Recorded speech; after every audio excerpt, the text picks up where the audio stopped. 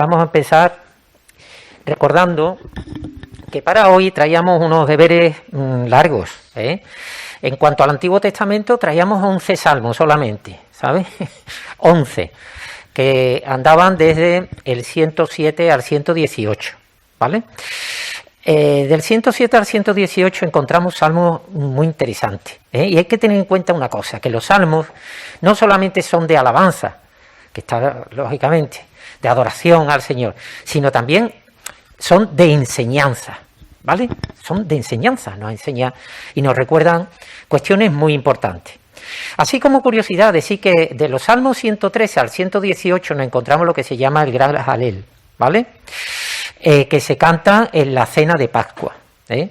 Y se finaliza con lo que algunos también llaman el Gran Jalel, que es el Salmo 136, un himno que se canta en una fecha muy señalada. Y esto nos recuerda a Mateo 26, cuando Jesús con sus discípulos iban al Monte de los Olivos, pero al finalizar la cena cantaron los himnos. Se supone que son algunos de estos que tenemos aquí recogidos en estos salmos.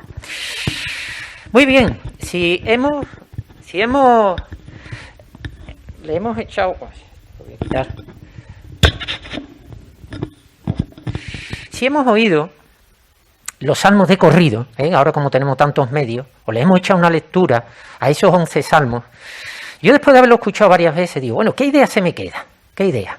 Hay 3 cositas muy rápidas que quería comentar. Una de ellas, la primera es la insistencia de que la misericordia de Dios es permanente. Eso es algo que se repite muy machaconamente. La segunda, que el Señor está dispuesto siempre a aceptar a todo el mundo, a todo el que le llega, ¿eh? No hace acepción de personas.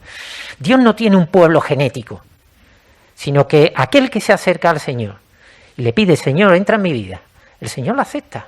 O sea, él, como se dice, yo estoy llamando a tu puerta. Si tú abres, entraré y cenaré contigo, ¿eh?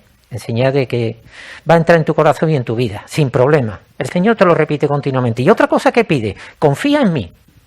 Acércate, confía, deposita tu confianza en lo que el Señor dice. Porque los mandamientos del Señor son buenos, ¿eh? No hay ni uno que resulte perjudicial. Son buenos para cada uno de nosotros. ¿Quién nos ofrece tanto? Familia, ¿quién nos da tanto? El Señor dice, ven a mí cuando tú quieras, cuando tú lo necesites. Ahora que está para todo, se necesita pedir cita. Pues el Señor no tienes que pedir cita con Él. En cualquier momento, en cualquier lugar. No es necesario un espacio físico, no es necesario acudir a ninguna parte. En cualquier tema, en cualquier situación, con cualquier problema, el Señor está dispuesto a ayudarte. Qué bueno, qué bueno. Lo único que te pide es tu actitud. Deposita tu confianza en mí. Ya está. Tú eres libre. El Señor lo que te pide, confía en mí. ¿Quién nos puede ofrecer tanto? Y vamos al solomillo. Vamos a 2 cuestiones que sí quería profundizar un poquito más. Todos conocemos ese versículo que dice, el Señor dijo a mi Señor. El Señor dijo a mi Señor. Salmo 110. Es el salmo más citado del Nuevo Testamento. Es un salmo claramente mesiánico, tanto para cristianos como para judíos. Se está hablando del Mesías, se está hablando de Jesús. Y se habla de los 3 ministerios. Jesús es rey, es profeta y es sacerdote. Y me quería centrar en este último ministerio, el ministerio del sacerdocio del Señor. El término sacerdote proviene del griego kohen, que viene a significar el servidor personal del Señor. Servidor personal. Todos conocemos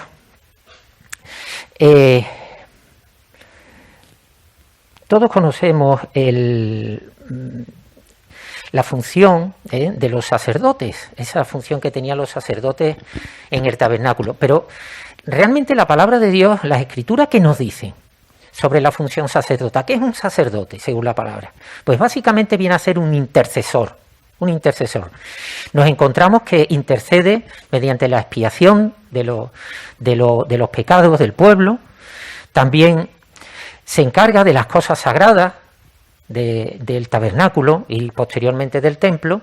Y también de consultar de consultar a Dios, y transmitirle lo que el Señor quiere al pueblo. En la carta a los Hebreos se dice que Jesús es nuestro sumo sacerdote. Hay, a lo largo de la Escritura, se mencionan muchos sumos sacerdotes. Cuando la ley fue dada en el monte Sinaí, inmediatamente se identifica a los levitas como los servidores del tabernáculo, a los levitas. La primera, Aarón y su familia, ¿de acuerdo? Tenían una serie de funciones, una serie de sistema sacrificial bastante extenso, muy detallado, y el sumo sacerdote entraba una vez al año, entraba al lugar santísimo para hacer expiación por todos los pecados del pueblo. De esta manera, digamos que quedaban esos pecados, digamos, los pecados del pueblo quedaban temporalmente cubiertos hasta la llegada del Mesías. Pero familia, hay un problema con todo esto.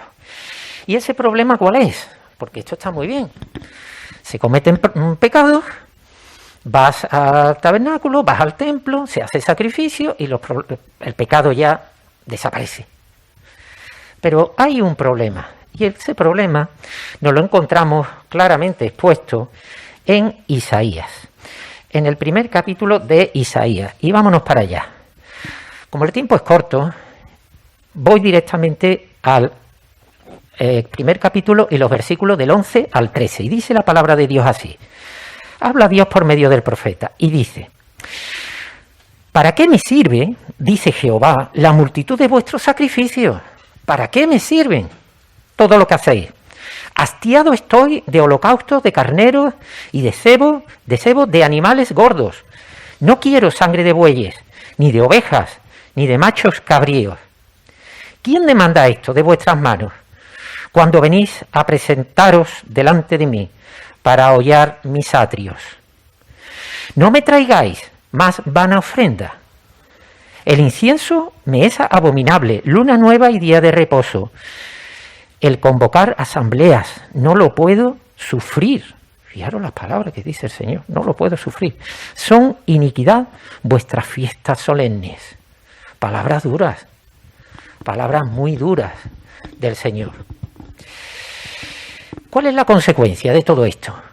Vámonos un poquito más adelante, versículo 15. Y dice: cuando extendáis vuestras manos, yo esconderé de vosotros mis ojos. Asimismo, cuando multipliquéis la oración, yo no oiré. Están llenas de sangre vuestras manos. Hermanos, fijaros lo que está diciendo la palabra. Yo no oiré vuestras oraciones. Es una consecuencia muy grave. Entonces, si Dios rechaza este sistema sacrificial, este orden sacerdotal, levítico, esta intercesión con sacrificios vanos, ¿qué solución nos queda? ¿Qué solución nos queda? ¿Dónde aparece por primera vez la palabra sacerdote? Pues aparece en Génesis 14. Resulta que a Abraham, cuando vuelve de la batalla de rescatar a su sobrino Lot, ante el ejército de Elam, le sale a su paso Melquisedec. Melquisedec es rey de Salem y sacerdote del Dios Altísimo. Melquisedec bendice a Abraham y bendice al Dios que le ha dado esa batalla. ¿Qué hace Abraham? Le entrega, en reconocimiento, el diezmo de todo el botín de guerra, reconociendo esa alta posición de Melquisedec como sacerdote de Dios. ¿Y por qué cuento esto? Porque al igual que Melquisedec, Jesús es nombrado también sacerdote. También es ordenado sacerdote, aparte de la ley que fue dada en el monte Sinaí. Eso lo tenemos en Hebreos 5, versículo 6. Como los sacerdotes levíticos, Jesús también entregó un sacrificio. pero en este caso el sacrificio era su propia persona. El sacrificio era su propia persona, pero a gran diferencia de ese orden levítico, resulta que este sacrificio no había que repetirlo más. Se había hecho de una vez y para siempre. Es una gran diferencia en relación al orden sacerdotal que se había establecido a partir de Aarón. Y de esta manera se gana la redención eterna para los que vienen a Dios a través de Jesús. Pero yo voy a hacer una pregunta. ¿Por qué Jesús es capaz de interrumpir ese orden sacerdotal que estaba establecido? ¿Por qué Jesús y no otra persona? ¿Por qué Jesús tiene ese poder para, digamos que, desplazar ese sistema de sacrificios y dar validez a lo que él había hecho? Nos vamos yendo a Hebreos 5. Y mientras os voy contando que resulta que en este capítulo de Hebreos 5 aparecen las cualidades del sumo sacerdote y aparece también el relevo que Jesús hace a ese sistema sacerdotal. Nos vamos a ir, como decía, a Hebreos 5 y los versículos del 8 al 10. Lo tengo yo aquí.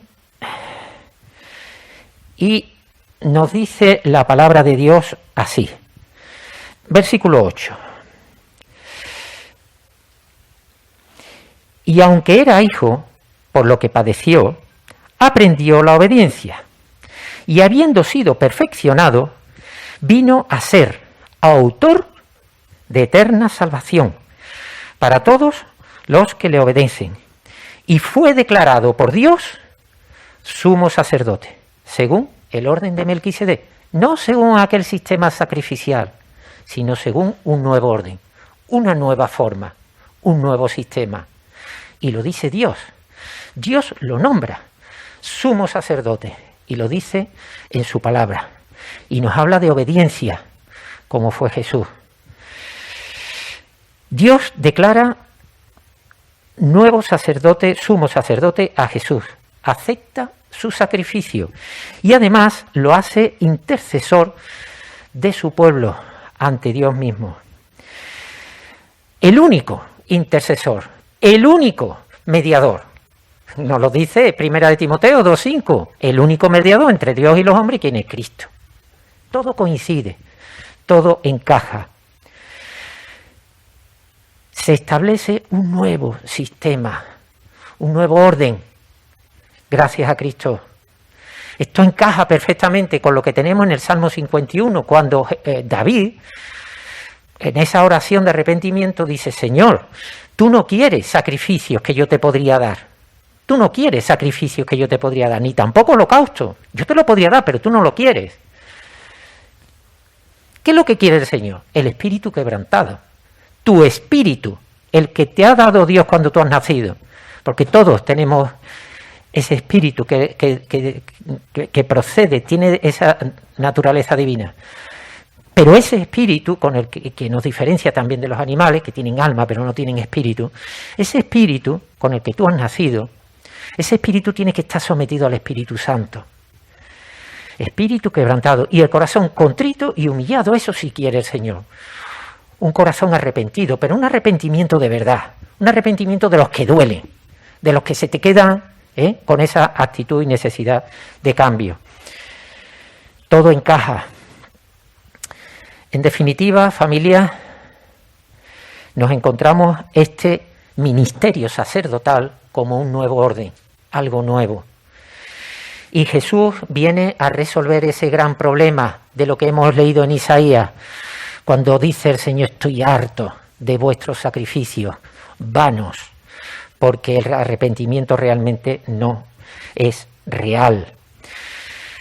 Además de su función intercesora del Señor,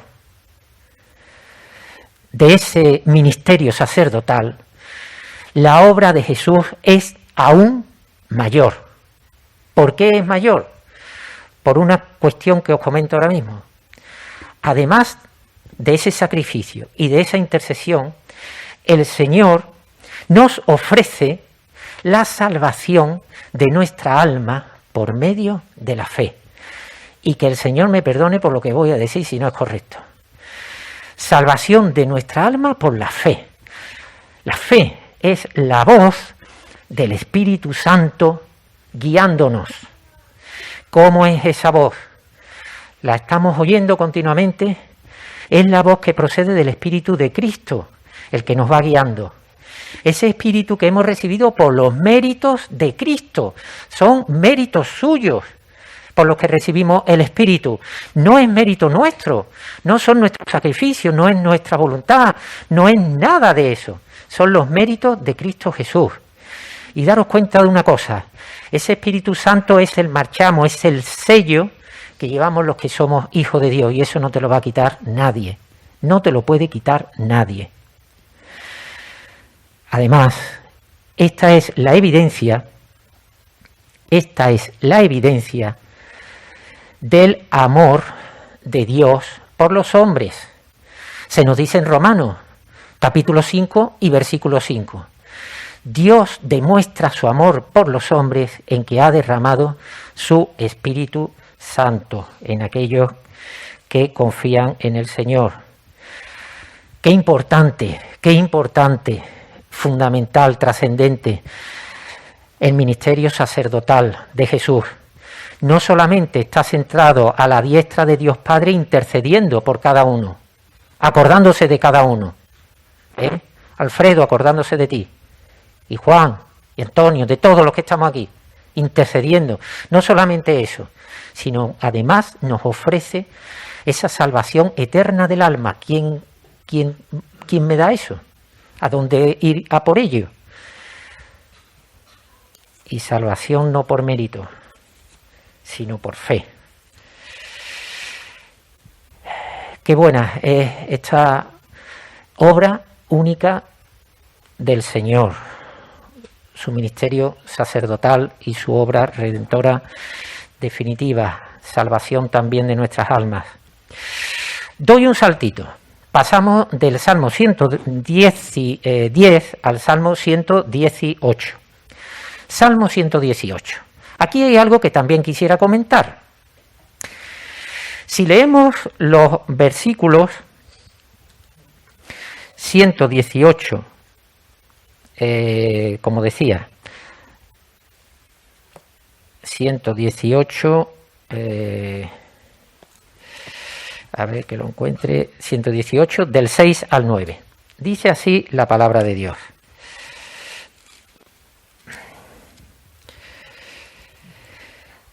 Jehová está conmigo, no temeré lo que me puedan hacer el hombre. Jehová está conmigo entre los que me ayudan.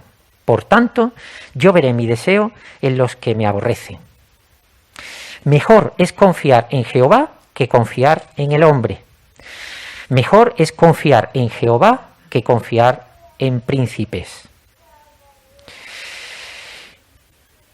Aquí se nos dice claramente de no temer al hombre. Claro, podríamos pensar, bueno, en este salmo nos podemos encontrar con que había mucha rivalidad, muchas guerras, muchas tensiones, y podíamos pensar que eran enemigos que en ese momento David también lo utiliza mucho, el rey David en sus salmos. Líbrame de mis enemigos, de aquellos que quieren acabar conmigo. Y podíamos pensar por un momento que esos son enemigos de esa época por tantas luchas que había. Pero, ¿y este versículo no es también para nosotros? ¿No es también para nosotros? ¿No son acaso señalados también aquellos que hablan de Jesús en determinados lugares? ¿No son señalados también? ¿No son perseguidos? Y en nuestro entorno, el hecho de confiar en Jesús nos señala también de alguna manera. Los que hemos conocido al Señor ya de maduritos, nuestra familia lleva unos 10 o 11 años, pues te encuentras con que aquellos hábitos, aquellas actividades, aquello que tú hacías, que has estado haciendo durante media vida, ahora de repente te encuentras con el choque, ese frontal, de que son actividades que tú sabes que al Señor desagradan. Y la pregunta es, ¿tenemos la suficiente valentía? ¿La tenemos? Como para retirarnos en el momento adecuado sin temer a los comentarios de vaya a ver qué es lo que dicen los demás. Dejamos de ir a ciertos lugares cuando la palabra de Dios mora en nuestros corazones. Pero yo quisiera ir un poquito más allá. En 1 Corintios 5, del 9 al 13, dice: os he escrito por carta que no os juntéis con los fornicarios, no absolutamente con los fornicarios de este mundo, o con los avaros, o con los ladrones, o con los idólatras, pues en tal caso os sería necesario salir del mundo. Más bien os escribí que no os juntéis con ninguno que, llamándose hermano, fuese fornicario, o avaro, idólatra, maldiciente, o borracho, o ladrón, con tal ni aun comáis. Aquí la advertencia que nos hace la palabra es no temer al hombre, no solamente los del mundo, sino que también aquí. Que no puedo temer a nadie, a ningún hombre, salvo a la palabra de Dios. Incluso a estos que nos podemos hacer llamar hermanos. A veces podíamos confundir incluso la paciencia que hemos de tener entre todos, unos con otros, podíamos confundirla, la paciencia, con el temor. Prefiero no meterme en líos, y vamos a dejar que pase el tiempo. A ver si el tiempo lo cura todo. Entonces, en la palabra de Dios tenemos esta seria advertencia también, de no temer a nadie. Y le doy una vuelta de tuerca y ya voy terminando. Cuidado también, no solamente fijarnos en los otros, sino en nosotros mismos. Hermanos, no temamos si alguien, con amor, con respeto, nos avisa de algo que estemos haciendo mal.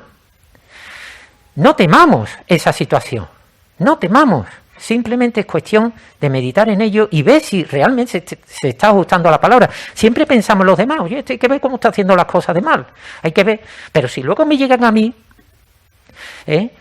avisándome de algo que está apartado de la palabra, ¿cómo lo aceptamos? No deberíamos tener tampoco temor. Voy acabando porque el tiempo ya no da más de sí. En el Salmo 117,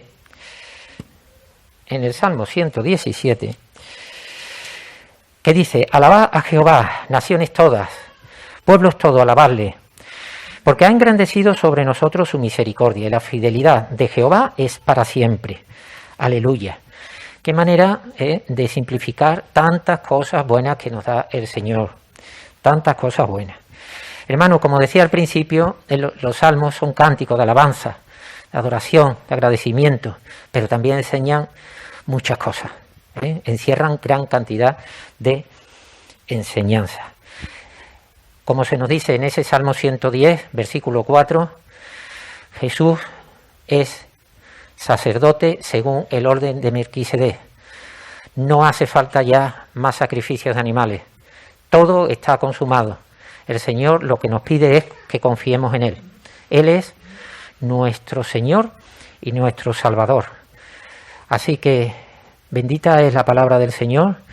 Le tenemos que dar gracias cada día por la libertad, que estemos aquí reunidos en este local con la palabra abierta. Que el Señor cuide de su pueblo. En el bendito nombre de Cristo Jesús. Amén.